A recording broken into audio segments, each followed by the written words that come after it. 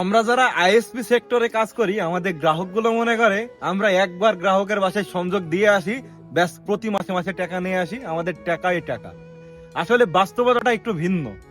শুধুমাত্র আপনাদের বাসায় নিরবিচ্ছিন্ন ইন্টারনেট সেবা দেওয়ার জন্য আমরা কত দিন রাত রোদ বৃষ্টি ঝড়ে কাজ করেছি, এর কোনো হিসাব নাই। শুধুমাত্র আমরা চেষ্টা করে চলেছি আপনাদের নিরবিচ্ছিন্ন ইন্টারনেট সেবা দেওয়ার।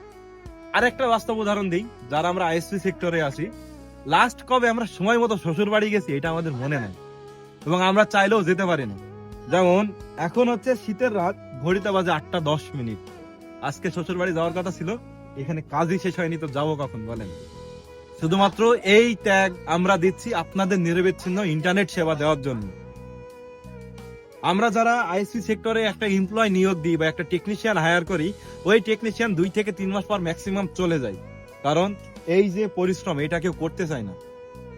আমাদের আবার নতুন করে টেকনিশিয়ান নিতে হয়, কাজ শিখাতে হয়, এইভাবেই চলে আসছি। আমরা চেষ্টা করতেছি সব সমস্যার সমাধান করেও আপনাদের শুধুমাত্র নিরবিচ্ছিন্ন ইন্টারনেট সেবা দেওয়ার জন্য। আমাদের জন্য দোয়া রাখেন, আমরা যেন আপনাদের নিরবিচ্ছিন্ন ইন্টারনেট সেবা দিয়ে যেতে পারি।